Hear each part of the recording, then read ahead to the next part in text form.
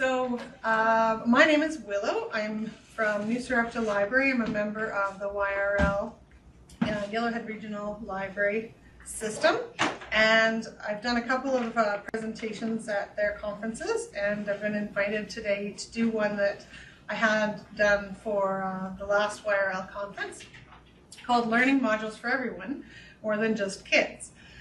And what I hope everyone goes away with is a couple of ideas that they can implement into their library. And I hope that at least some of this is useful. Can I ask how many of you are from, just a thumbs up, how many are you from public libraries? And how many are from school libraries? Okay, fantastic. All right, well, I've been working in libraries since I was 9. My mother works at the St. Albert Public Library, and I was, of course, a volunteer from a very young age. And I watched records and sorted paperbacks. I did this till I was about 16, and I swore I would never ever work in a library because it was the most boring job in the entire world. And so for the last 10 years or so, I've been the manager at New Sarepta Public Library. We're a small schoolhouse public library serving a population of about 3,700 in Leduc County. But really in our hamlet, we've got about 600 people. So the Leduc County is an ambitious region because we're so rural. We have some unique needs. I'm also the library clerk at New Sarepta Community High School, where we have about 180 students in grades 7 to 12. And it's in the same building, so integrated collections, which is always a challenge, but it gives us a unique advantage as well, because we have a captive audience in the teen area, which is one of the hard demographics. What I'd like to do today is talk about components of the dynamic learning opportunities you provide to your patrons, how they compare with collections of traditional resources, and why new methods of delivery have unlimited possibilities. Challenges to both the staff and the patron experience. I'll tell you why it's important to provide a familiar framework and to have multiple access points for your patrons' learning experiences. How to stop doing everything, and why perfection is poison. Let's start with what I call my inexpertly researched history of the Library of Alexandria in ancient Egypt, to use as a reference point. Almost exactly 2,300 years ago, the Royal Library of Alexandria was constructed. It was one of the largest and most significant libraries of the ancient world. It was dedicated to the Muses, the 9 goddesses of the arts. It functioned as a major center of scholarship, with collections of works, lecture halls, meeting rooms, and gardens. The library was part of a larger research institution where many of the most famous thinkers of the ancient world studied. Scholars met with students and engaged in stimulating conversation, sharing ideas and experiences with their peers. Gee, sounds like a pretty awesome learning commons. The Library of Alexandria had collections which consisted of scrolls, books, manuscripts, etc., but it also offered meeting halls and lecture rooms, a research institution in which it was housed, and even gardens. It also boasted experts, some of the greatest scholars, philosophers, scientists, and teachers of the ancient world.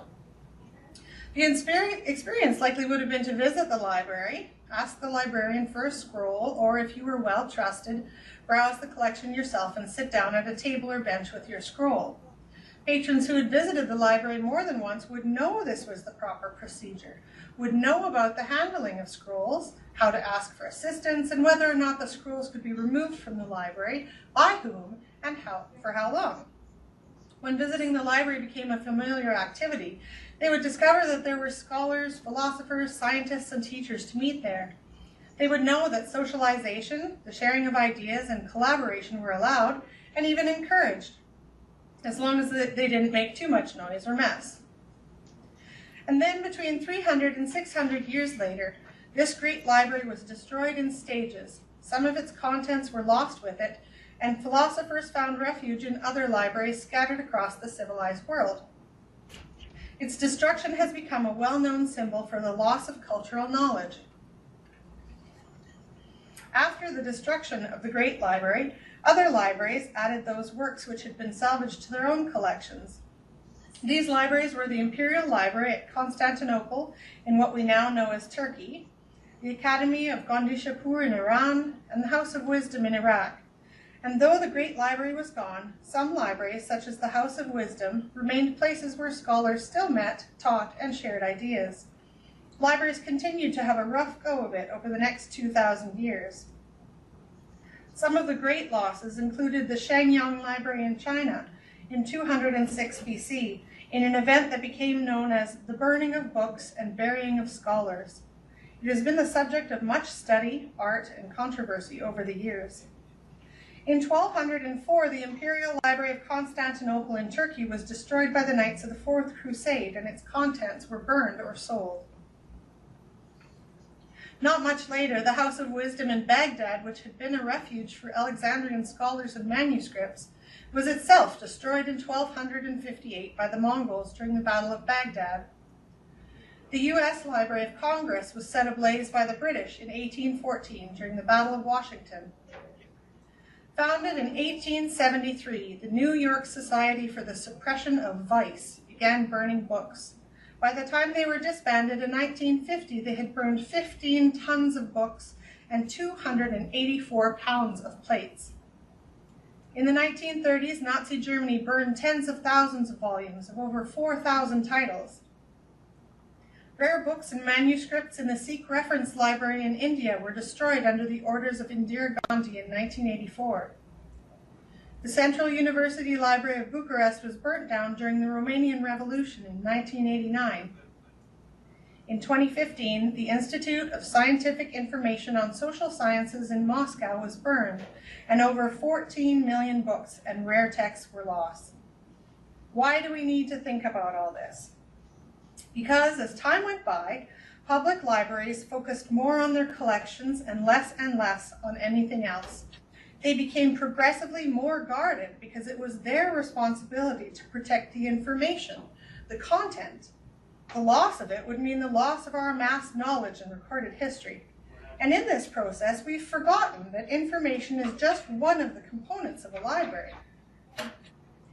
Very recently, the responsibility of the collection and preservation of old and rare texts and manuscripts has shifted to museums and archives, and the information they contain has been digitized, not only for assurance of content preservation, but for the entire world to enjoy.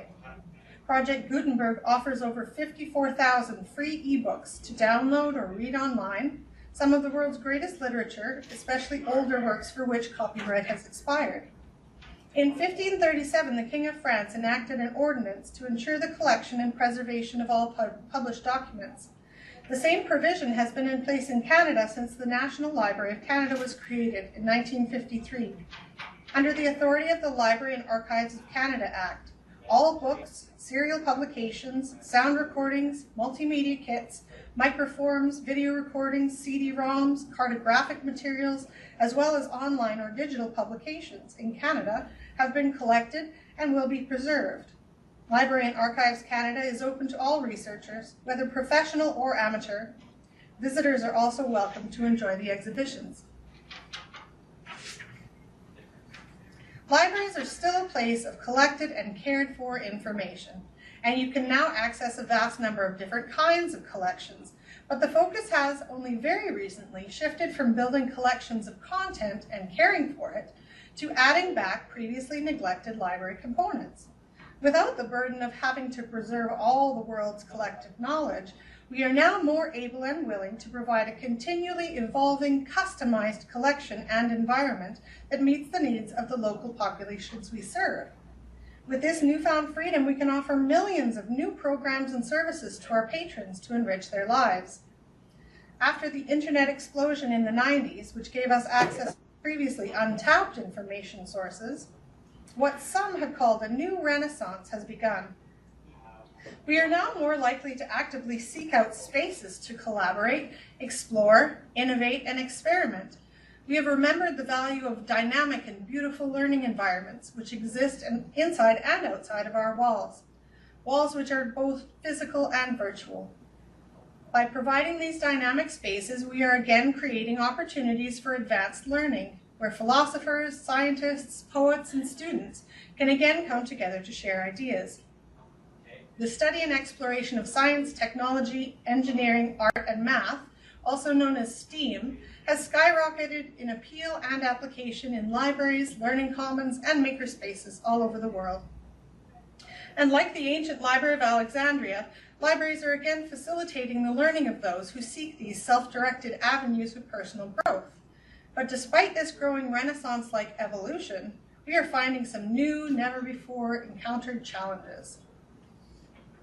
I know you've probably all seen this cartoon. You've likely been tagged in it on Facebook, too. The advent and explosion of the internet and the availability of information in your pocket are the reasons patrons keep making those frustrating comments about libraries becoming obsolete. But what can we actually do about this common public perception, and how do we do it? And why should we bother doing anything at all?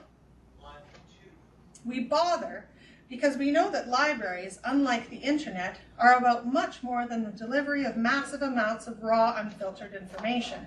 And it's part of our job to communicate that to the communities we serve, to shout it from the rooftops and let the words fall from our lips continually in conversation.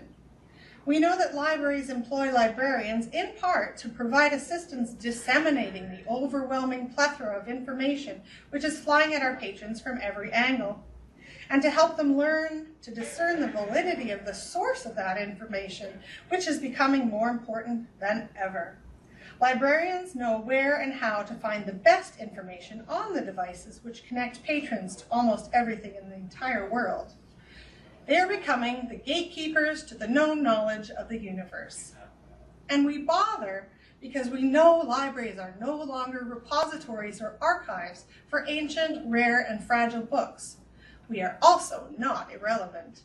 We are dynamic learning commons that continually adapt to meet the needs of the patrons we serve.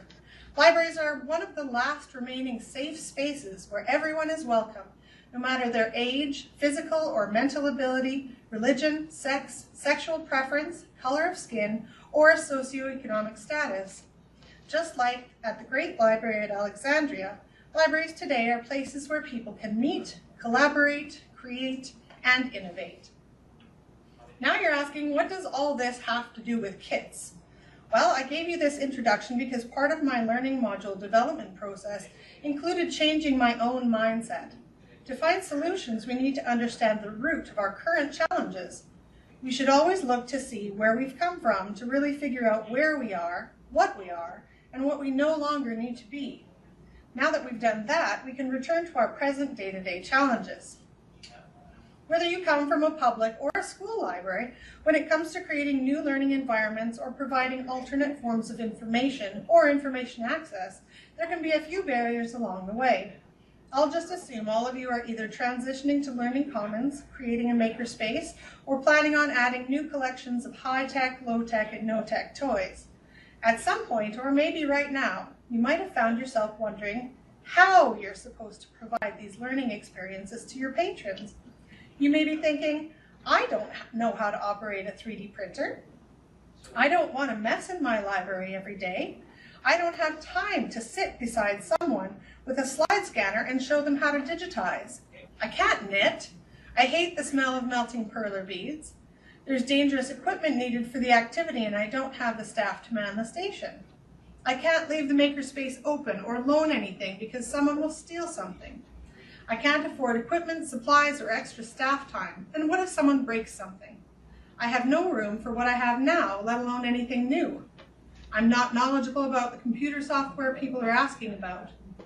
These were all some of the challenges that we faced. Just a note here, skill and ability are not quite the same. Skills can be learned through effort and repetition, even if it takes you years. Ability means that despite your best efforts, you're not capable of learning or doing that particular activity. This is especially important to remember when working with people who have special needs. So before we talk about solutions to our staff problems, let's also talk about our patrons' problems. They can be similar to our problems, but in some cases are quite different. Our 3D printers were just one of the new additions to our library, but they were the additions that we've had for the longest, and they were the most significant and complex, so I'll use them as an example. But this applies to every new piece of equipment, every program or idea that we added to our makerspace or library learning commons. As I muddled through the grant application, purchase, setup, maintenance, and use of 2 3D printers and all their software, peripherals, and supplies over a period of 3 years, people would come to the library and say, "I'd like to use your cool 3D printer." And I would say, "Well, what do you want to print? Do you have a file to print? Have you done this before? Do you want to print from a scan?" This was new. We started with this in 2013 and were one of the first libraries to have a 3D printer. Literally, no one who came to our library had done this before. Do you realize a print like that will take 17 hours? How much time do you have? Did you read the manual? Do you know where to go to learn? Do you know how to use any CAD software? How old are you exactly, and where are your parents? They would look at me and blink and try to communicate their expectations as best they could, but unlike people initially think, it's not like printing a picture with ink and paper. So every time I would have to sit with them as they learned how to use our amazing new technology. Then they'd go home discouraged without something cool to show for it as they had imagined. Also, I was the one who taught them how to load the filament or fix a jam. I gave them the number to the 3D printer help desk, or when I was too busy, had to tell them to come back on Saturday, or to come back in a week when we got a new LCD screen because someone didn't ground themselves in the winter. They were patrons of all ages and abilities, and there were patrons with special needs who needed modified experience as well. Teachers wanted to use the 3D printing in the curriculum because I had been so enthusiastic that it would be a great curricular tie-in. And then the physics teacher came and asked me if I could print out parts to a steam engine, which turns out that I could, but after finding out how long it would take and several false starts, we both gave up. And those were all issues of the people we actually spoke with. There were others who gave the printer longing gazes who were not confident enough to ask us about it at all, or who assumed it was something that only tech-savvy people were encouraged to do. There were also people who didn't see the point. They looked at the finished product of our experimentation and saw dollar store looking toys and made comments about it being a pretty expensive way to make things. Why didn't we just buy them? If you only focus on the problem, you might miss the easy solution. I'm sure that's true, but when it came to our library and all the problems you just heard about, I was too busy focusing on a solution to each of our staff and patron problems to stop and figure out what the problem really was. With a combined public and school library staff of 1.25 FTE and one very dedicated parent volunteer, we were just constantly trying to put out fires and hold it together. Now, before we talk about the one that worked, I'll quickly outline some of our failed solutions. I'm not saying that none of these things will work for you. They very well might, but for us it was a lot of wasted time, money, and effort. And I'd like to save you some time, money, and effort if I can. I tried making videos to help people, but realized I would have to pre-record them every time something changed. And where would I put them where everyone could have access to them? I tried social media, but that was not the most ideal place to store a library of tutorial videos. YouTube was great, but in rural Alberta, uploads were a pain, and unless I could get patrons the link, it was hard for me to share, and teaching people the ins and outs of Facebook and YouTube was a challenge in and of itself. I tried having information nights where I would introduce something new and have people come and ask questions, maybe learn a little, and have confidence to come try it themselves. But people were confused about what 3D printing was, they didn't see the point, and all I had were children who weren't old enough to use the machine independently without a lot of training and help from their parents. I started an innovation team. Our goal was to 3D print prosthetic limbs in conjunction with an organization called eNable. The innovation team itself wasn't a failure, it was a massive success, but the 3D printing itself, which was what all the students wanted to do, only wound up being done by 2 committed students, one for maintenance and one for design, and they spent the entirety of their free time learning about the machine itself, software, and maintenance. It's a job for a few dedicated people to learn the workings of it, especially if I needed to be able to trust them to do it on their own. I tried bringing some of what we had printed to community information nights, but most people again saw the finished products as more cheap, free examples to take home. I had one person say they had done some 3D printing, but he lived in another city and never visited our library. I learned a lot about 3D printing myself. Not everything, but a lot. Temperatures, extrusion rates, bed adhesion, feeder teeth, filament types, thicknesses, rafts, gap layers, deburring, chemical finishing, and it took forever.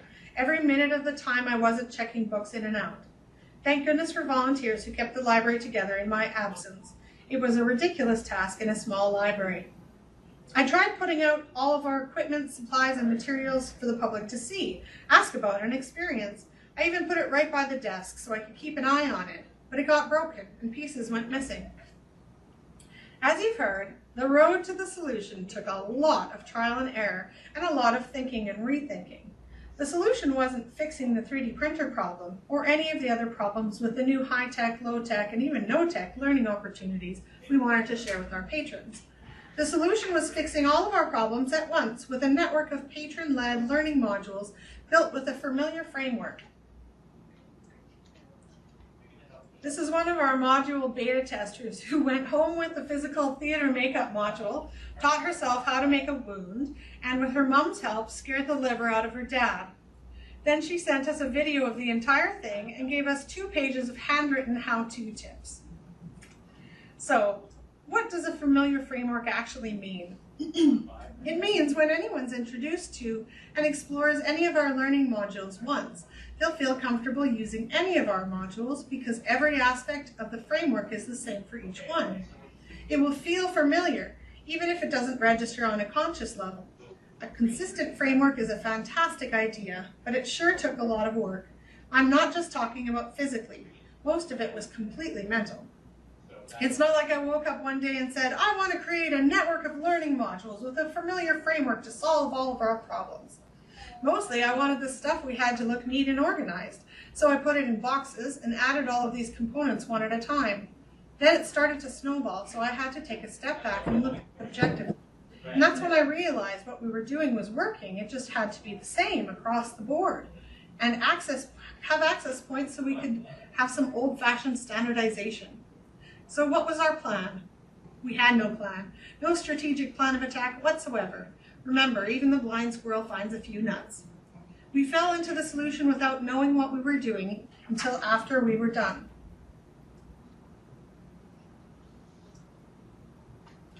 What is a learning module? As I said, our solution was to create a network of learning modules using familiar framework. And that won't really mean anything to you for another few minutes. So let's start to break it down. Dictionary.com says that a module is a self-contained unit or item, such as an assembly of electronic components and associated wiring, which itself performs a defined task and can be linked with other units to form a larger system. I just called them modules because I needed something to call them. There's no word for them that really encompasses all that they are and aren't, but I thought module came closest, and I hated calling them kits. They are so much more than kits. They're kits in the same way that the Edmonton LRT system could be compared with the London Tube. That's the LRT system in the bottom left-hand corner of your screen there. They are also in a compelling format that can't be downloaded on a smartphone. But like the definition of module, they are essentially self-contained units which perform defined tasks and are linked to a larger system. And of course, learning module because, well, you learn from them. I had dozens of additional questions to answer. They were all my own. I had to figure out if I wanted to divide between this module idea and crafts and games. I had to figure out the structure, and I wanted to include every bit of existing library information I thought the staff and patrons might need. Initially, I had a piece of paper with about 50 different categories and checklist items. I had components, outlines, and instructions that I didn't know what to do with. I would change my mind almost daily with what each should contain. What types of virtual content should I include, and how would it be shared? Would and should information be duplicated anywhere? What if some modules didn't include something listed in the framework? Was that bad? What about standardization and shelving? How, when, and to whom would I loan them? I used the students as guinea pigs who alternately hated or loved coming to the library. They never knew what to expect. I learned the language of teachers by attending webinars and every staff meeting and information session I could, so I could find out what the challenges they were facing and try to incorporate possible solutions into my modules. I ran multiple PD sessions with teachers so they could learn firsthand what the heck I was going on about all the time.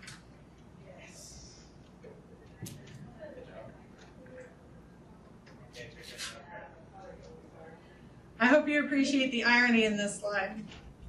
I have learned a most valuable lesson. Patron designed, built, equipped, and maintained modules will not be perfect or even complete. Everyone designs modules to their own ability, and a huge part of this process has been me letting go of perfection. And sometimes it's so hard because some of these modules are ugly. Some of them are stunningly beautiful. Some are started and abandoned. Some need to be broken into multiple boxes because they are massive, like our beading module, which is 3 boxes big. But it's not important. Why? Because it's the process and not the product. The ideas, not the outcome. And reinforcing that failure is a natural and even celebrated process of learning. If you take something a patron has done and redo parts of it, you're taking something away from them. Pride for sure, as well as satisfaction and the feeling of ownership of part of the educational experience of others. Also, in trying to perfect a framework, I've realized I can't, because the needs of our patrons will change and grow, and so will this framework. Like the shelves of the 3rd century libraries, which first held scrolls and then had to be rebuilt to hold books. It's the process that needs to be the same, not the product. That and the access points. Access points are vital. They're the means of approaching or entering. They are the very beginning. It can also mean the success or failure of any program or service. Access point number 1, awareness of the existence of the modules. This could be during a library tour or orientation. It may be information given to them when they first get their library card or at the beginning of a school year.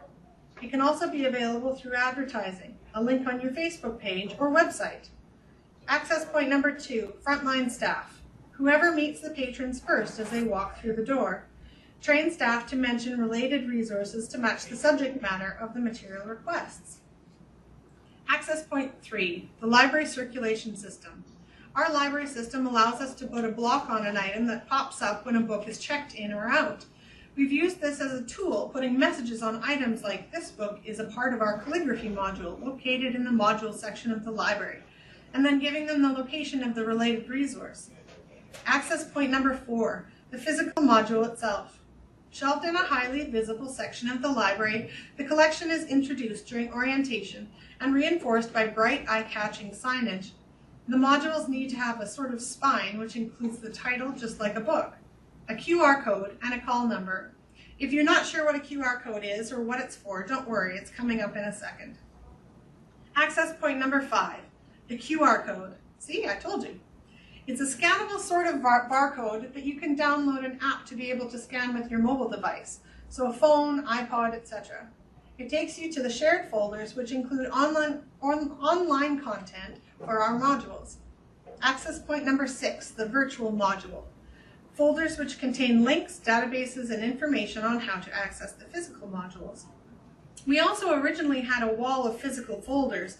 We used them to hold laminated safety information, etc., which didn't fit in the box.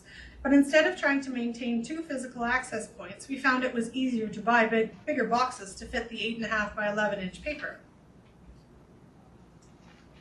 So, what's the real difference between a learning module and a kit, or a craft, or a game in a box? Sometimes we do have a craft in a box or a game in a box. We often call our physical boxes kits to differentiate them from their virtual counterparts. I myself struggled with this separation for a little while and finally realized that the difference is the purpose and design. First, the purpose is to empower patrons of all ages and abilities to learn about whatever they would like to learn about, to whatever depth they are willing to and are capable of. The design means if we, for example, have a chess module, which we do, it's not just a board, some pieces, and a set of instructions in a box. It's actually in 3 separate boxes. The first is how to learn to play chess. The second is advanced portable chess with heavier pieces, a silicone mat, and a timer. And the third is mostly filled with extra chess pieces. We call it one module. It is one module, but it does have components we can loan separately if we want to. You may never have modules or even kits, but you each have new learning opportunities to introduce to your patrons as you finish planning and building and begin to stock your makerspaces, learning commons, and reimagined library layouts.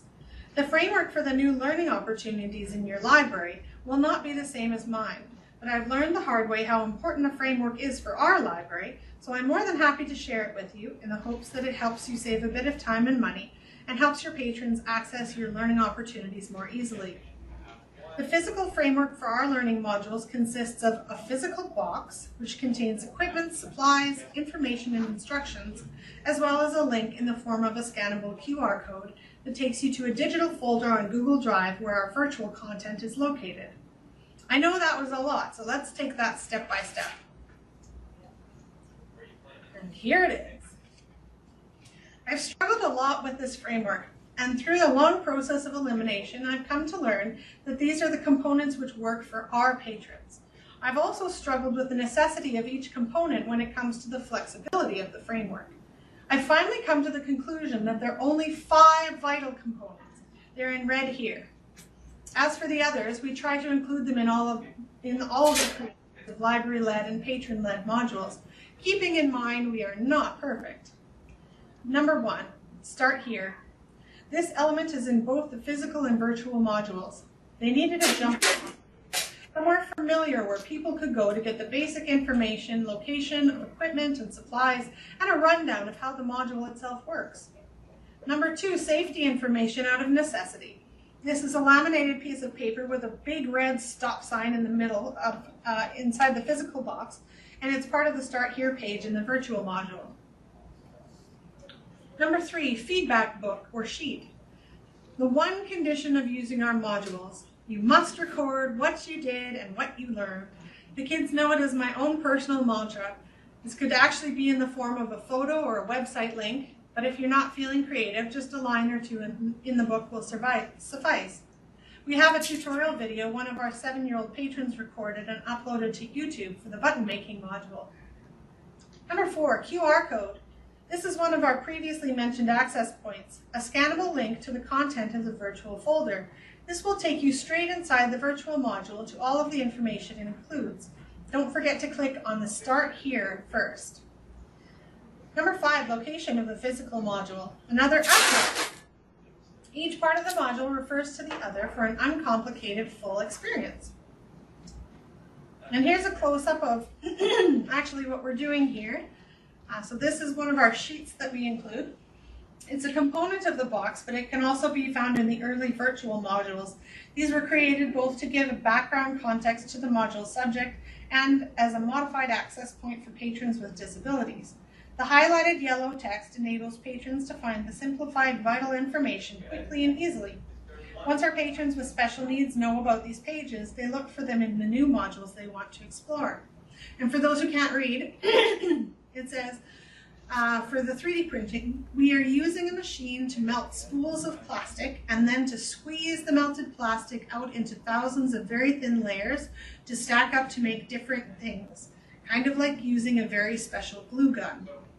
So it's simplified in language as well as concept. Another element, frequently asked questions. It's a component of the What Are We Doing Here sheet. It might be separate as well.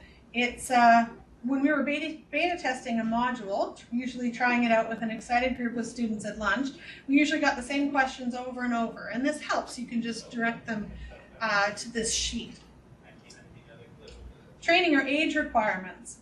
Sometimes, as with the 3D printing module, training is required prior to accessing the modules. If so, we let the patron know what sort of training is required for the objective they have in mind. Here's the Start Here page in our virtual 3D printing module. You'll notice that depending on the objective, patrons have links to click on for appropriate tutorials to meet their objectives. Those will in turn determine their next course of action in the module, kind of like a choose your own adventure. We have 2 different software programs for design. One's for patrons who are more mathematically inclined and one for more hands-on creation using virtual sculpting tools. Patrons complete the tutorials before accessing the software. The nice thing is that they can do it from home. With age requirements, it's usually for patrons younger than 12 who want to bring the physical modules home. We ask that the parents assume the responsibility for any risk involved and that they understand the expectations of return of the item in relation to the value of the physical resources. A list of experts. This is just as it sounds. Experts may include the patron who designed the box, members of the community with skill or artistic talent, patrons who have completed the training required, those who have the ability or inclination to become experts, or teachers at the high school. We encourage patrons who have positive experiences with modules to record themselves as experts in the feedback books. This saves staff a lot of time. Equipment location. Some equipment is contained in the physical portion of the module, but some is too big to fit or too expensive. The virtual folder may give mention of the equipment, but the physical module should always include the equipment contents or the location of where it can be obtained. The physical module also includes supplies. There may be special instructions for supplies like please only make 12 buttons with the button maker, or please only use paint on your arms and hands, never on your face, which is a safety measure. Of course, we can't enforce this, but it does remind parents of the element of risk in this learning experience. Books or locations. This is pretty self-explanatory. The physical module and sometimes the virtual module include books, locations, and call numbers of books, or links to books that go well with the module. They might be how-to books or just themed books like our Lego level readers, which are mentioned in the Lego module. The barcode on the physical box is kind of a given. Some of our kits are loanable, others are not. I will not loan the 3D printing pens, for example, because they always break if not handled very carefully. Owner or creator. This is a screenshot of the little girl who created a tutorial for our button maker. This one is so important. It gives patrons such a huge amount of pride to see a module they created on our shelves with their name on it, or a video they made as a tutorial video on our Start Here page. For our local experts and artists, it's a great acknowledgement of their talent or skill. It also gets conversations going in the community. Did you know I made a module for the library? You should go check it out. It's also one of the principal kinds of reasons for our modules in the first place. Self-directed learning using the patron's own interests and talents as a jumping off point. I have a student right now who's interested in aeroponics. She and two of her friends are involved in a project where they obtained a grant to purchase equipment and earn credit for their efforts. The facilitation was done through the library, but the work was all theirs. They will become experts for an aeroponics learning module they can share with others. Yes, one of our students created a Hitler module, and of course this was very monitored by our principal. And they started it out of joke, but they wound up learning more about their module, I think, than anyone else did. Tutorial videos. Whether they're patron created or just ones that patrons have used successfully, this takes a lot of time off our hands. Since we're behind a YouTube firewall, we have to approve the videos which are added, so that gives us a bit of security as well.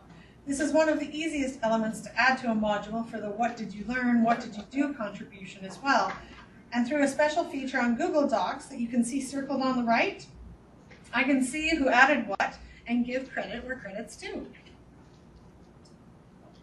Software training. This is important because it links to some great content that our patrons can use free of charge. Lynda.com is a fantastic resource for technical and computer-related training. This has been made available to us through our library system. Your library or school system to see what digital resources they subscribe to, and remember to mention them to your patrons through your own learning modules. You can advertise those as well. Secure photo folders. This was necessary for the protection of children at our school.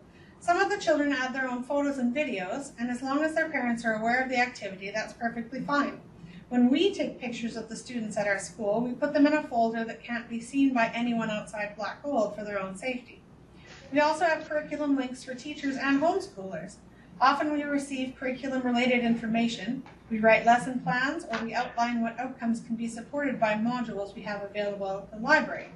There's nothing quite so awesome as giving a teacher some extra resources they don't have to create themselves. For those of you in public libraries, talk to the teachers in the schools nearest your library. Find out how to support them and what resources they're in most need of.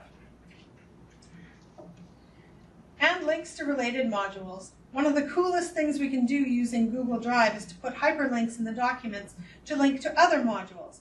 So when I said it was a network of resources, I really meant it.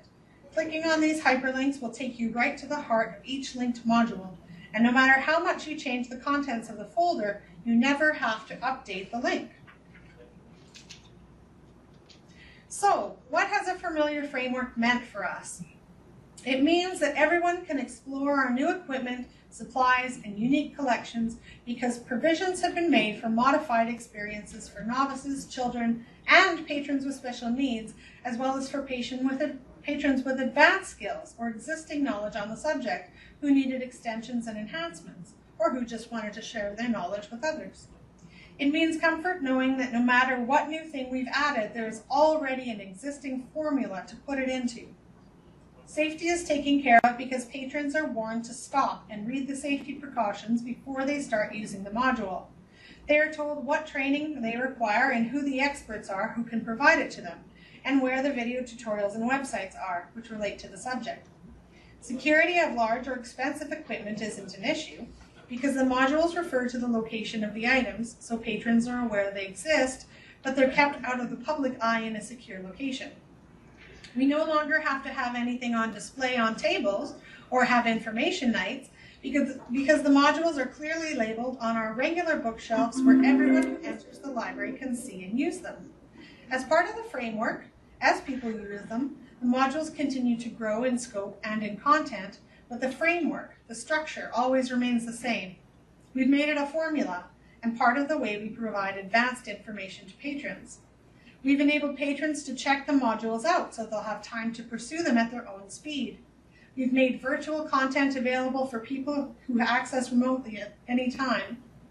Physical components are always provided for those who learn from tactile experiences or for those who cannot read. Pictures also accompany most of the modules. I have included module instruction in library orientation for students at the beginning of the year and for new patrons. The Learning Commons transition team has worked together to create curriculum-related projects which add to the framework of and include the use and the creation of learning modules. And the best part ever, I no longer create, maintain, and expand the modules myself. Well, not nearly as much anyway. They are now patron-driven, imagined, created, and maintained by the patrons using their interests and abilities and sharing those with others, learning modules specific to our community.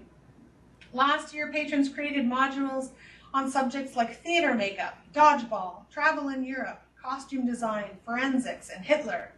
I can't wait to see what they come up with this year. These diverse creations encouraged our public patrons to also give donations of supplies and equipment they no longer use, but hate to just get rid of. People love to take up and abandon hobbies. Giving these supplies to our library lets them see that they are being used in a productive way that benefits everyone in our community. So these are the majority of our learning modules. We have added a few ones that aren't quite ready for virtual components, and I think the total right now is at 44. And now I'd like to take you through a virtual tour of our shared modules. I'll make the link available to you after the session. By all means, please copy anything you find useful and share anything you create with others. We need to stop continually reinventing the wheel and working in isolated library silos. Resource sharing is a wonderful thing.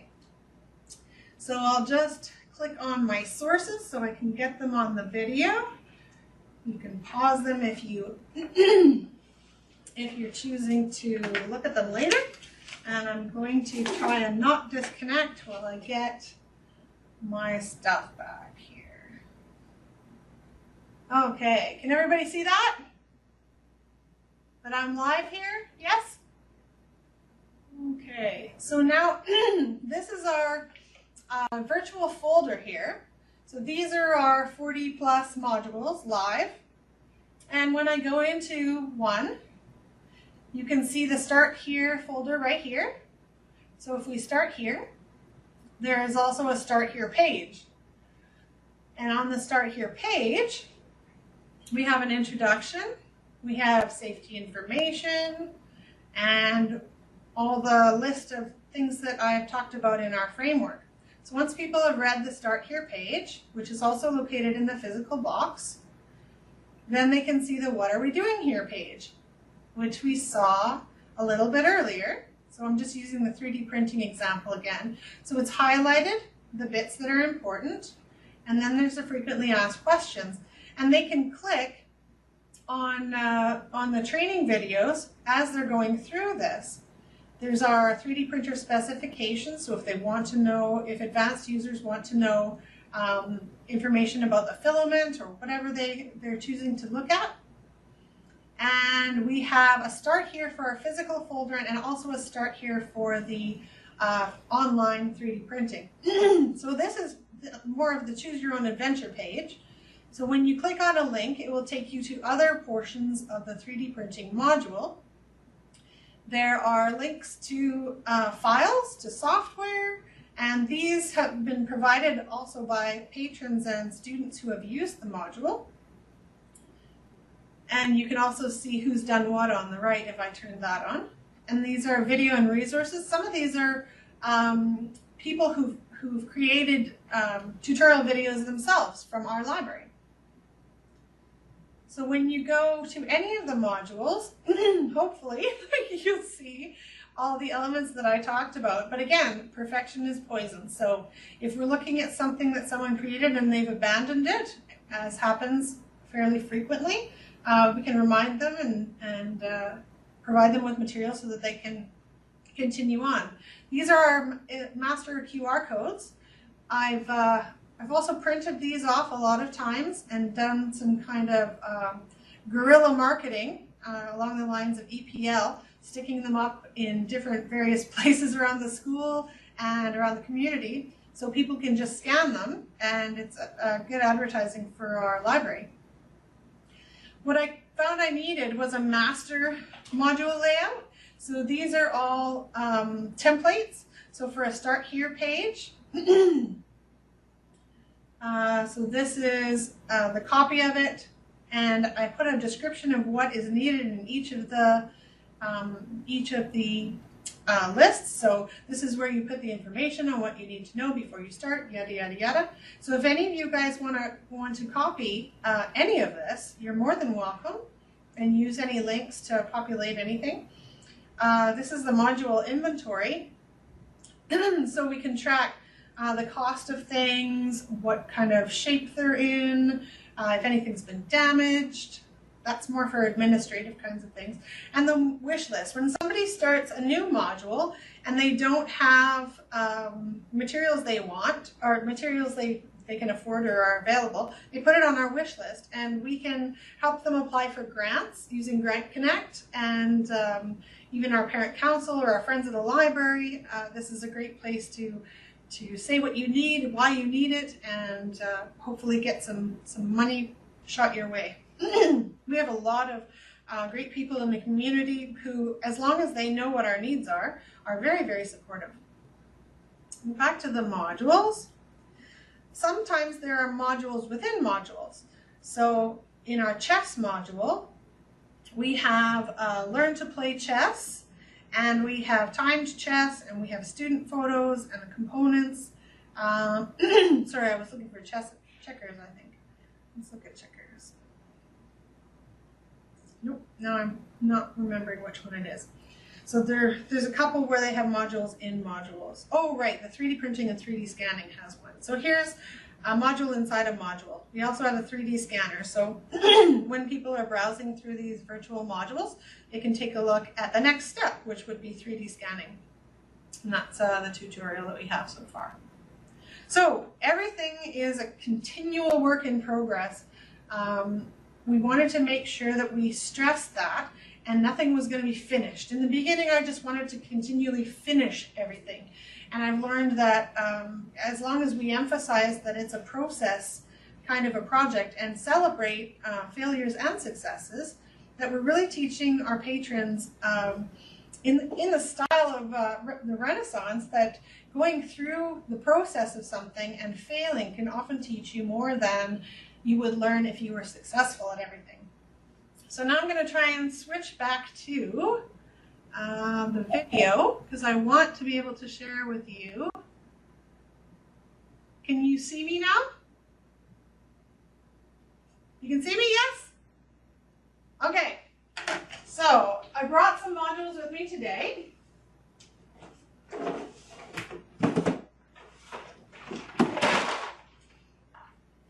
All right, this was one of our first modules. Let me know if you can't see it. This is our Lego module. So, and this is what they all look like. Some of them are really rough. Some of them have been around for ages. This one's been around for about 3 years. So we have our physical stop, so safety. Small Lego pieces can choke children, and it doesn't have to be typed up. You can just write it on with the Sharpie. Again, perfection is poison. We have our start here sheet. There's not a ton of things for Lego because it's fairly simple, but we do have people who've taken pictures of their own artwork, and we've laminated them for them so that they can be used and looked at. We have our feedback sheet, and again, it's not pretty. It's kid writing. So we built a wall between Mexico and USA so Trump keeps out. So that was the last comment that one of the students wrote. A house was built, it had lots of color and had grass. We built a wall that was so tall it almost fell over. So those kind of comments and things are really neat to read afterwards and see that they've had some really positive experiences there. This is a QR code inside the box. So if you want, you can scan it with a QR code reader. All you have to do is search on your phone for QR code scanner or QR code reader. And there's tons of free apps you can download. These are our Lego books. So we printed out a copy of the covers of them so people could see that those are available in the library. And it has the contents here. So one of the concerns some people had with the Lego module was that people were going to steal the Lego because Lego is fairly sought after these days. So what we do is we weigh the box before it goes out, and if there's more than 300 gram loss, that was our threshold we decided, then charges of $10 would be applied. So you have to look at each module differently. Of course, the supplies are going to get used up, but the equipment should be coming back every time. But that being said, with Lego, we understand that small pieces disappear. It's just if a significant loss happens. This was a student-created module, and they wanted to create something for dodgeball, which was pretty fun. So they again have their QR code, their content list. This is instructions on how to play dodgeball. And these are instructions on how to play a dodgeball memory game that the students created. So they actually created a little card game in here with instructions on how to play. One of our other modules is game creation, and we just bought a whole bunch of blank cards so people can create card games themselves. Inside the game creation module, we have how to create games, board games, and card games books so that they can take a look at those as well. They also wanted to include, because they're teenagers, Dodgeball the movie. And here's instructional links, which they printed out, so that's super handy as a physical resource. And they asked on their wish list if we could get dodgeballs. And of course we can't carry full-size dodgeballs in the library and they wouldn't be able to be played. But we have a set of miniature dodgeballs, which they're allowed to play with in the program room. And in this module, their feedback book looks like this. And it says, I had fun seeing the movie Dodgeball. I failed playing the memory match. This one here was created by one of our local artists. It's called soap felting. So we have a lady in our community who does felting, and oh, this box smells really good. And she has done tutorials with some of our patrons before, and I asked her if she would be interested in doing some kind of a learning module, and she was thrilled. She was absolutely thrilled and built the whole thing herself. So there are no safety precautions for this module, it says.